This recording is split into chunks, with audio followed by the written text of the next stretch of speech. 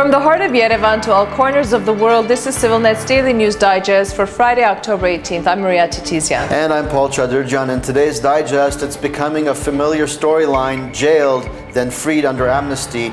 Now we hear from political prisoner Dikran Arakelian. Plus another deadly landmine explosion in Armenia. We'll tell you who was killed and how many hurt. And later, 25 years of service to the Republic, a diasporan doctor talks about what it means to be honored. Later, it's a labor of love. Find out how you can celebrate the Boghosian Garden's 5th anniversary.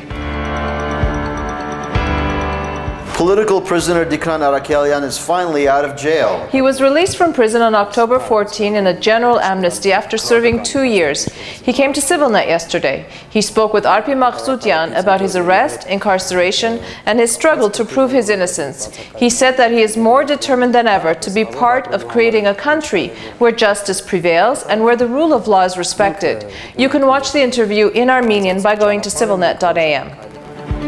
A landmine explosion in southwestern Armenia has taken the life of a military field engineer. Captain Chaderjian was killed Wednesday morning. He was a field engineer with the local military unit of the Armenian Armed Forces. 3 others, a senior lieutenant and 2 conscripts, were also injured in the blast. An investigation is underway. The former St. Nersas Hospital has been renovated under the supervision of the Holy See of Echmiadzin, and thanks to a $12 million donation by a 3rd-generation Armenian from Switzerland. In honor of the donor, the hospital has been renamed to the Izmirlian Medical Center. The 6th-floor urology lab has been dedicated to Armenian-American physician and urologist Dr. Garo Tertsagian. Dr. Tertsagian has volunteered tirelessly over the past 25 years to bring the field of urology up to international standards. In addition to his pro bono surgeries and multiple trips to Armenia, he has secured expensive, state-of-the-art medical technology and lasers that all urologists in Armenia can now use. We asked Dr. Tertsagian what he thought of the honor. Well, I was not expecting anything of that sort because I haven't done this work to ask for honors or my biggest honor came already in 2009 when President Sarkisian awarded me with the Bekhtar Heratsi Medal of Honor. That was a high point in my life, to be recognized by my own people and by my own president.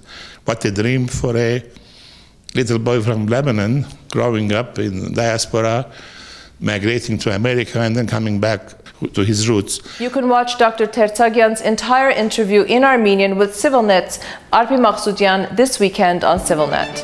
Forbes arrives in Armenia. Published and distributed in more than 55 countries since 1917, Forbes magazine will now be published in the country. Media Partners Company of Armenia will represent the magazine and publish 12 issues a year and run Forbes.am business portal.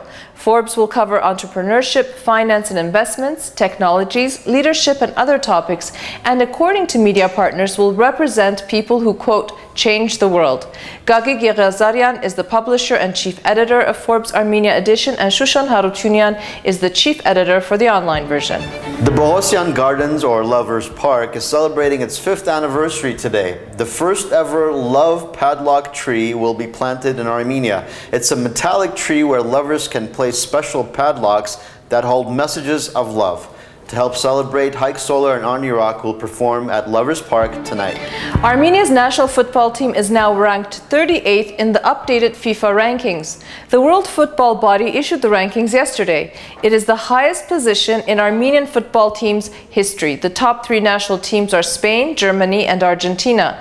Just to remind our viewers, Armenia played Italy in its final FIFA qualifying match on October 14th and finished with a draw of 2-2. Last month, Turkey's Prime Minister Recep Tayyip Erdogan revealed his much-anticipated democracy package, which included many reforms.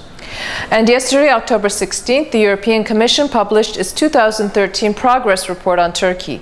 The annual report assesses how far countries aspiring to EU membership have come in bringing their laws into line with EU standards. CivilNet spoke with Varam Dermatevosyan, a lecturer at the American University of Armenia and an expert on Turkey, about these recent developments.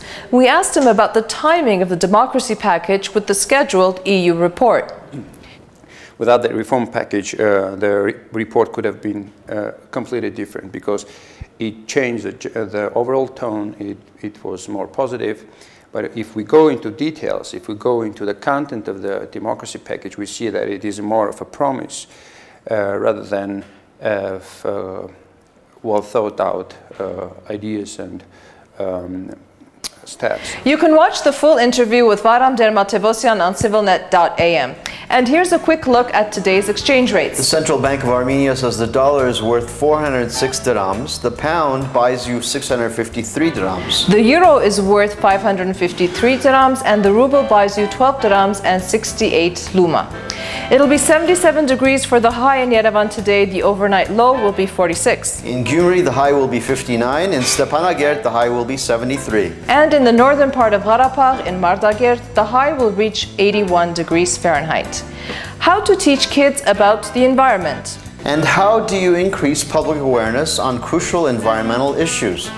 Those are the twin goals of the 4th Sunchild International Environmental Festival, which kicks off today in Yerevan. The Foundation for Preservation of Wildlife and Cultural Assets organizes the event, and they say it's the only environmental festival in the South Caucasus. The festival features international documentaries that are screened on multiple television stations and right here on CivilNet, in schools and also in libraries. We have discussion also in Tumo. There we talk about waste, e-waste in this case, because Tumo is a place where a lot of computers are, so we have chosen a film which is showing the problem of e-waste in African countries, where all this waste goes and people are really poisoned by this waste. So we have this environmental issue things which we can also break down to local problems, but we have also strong emphasis on beauty of nature. You can watch our entire interview with FPWC founder Ruben Chaderjian and FPWC program director Barbara Siebert this weekend on CivilNet. Plus, check out the films we'll be streaming on CivilNet by clicking on the special section of our front page. That is our report for this Friday. And as always, we want to hear from you. Our email address is english@civilnet.am. We'll see you on Monday.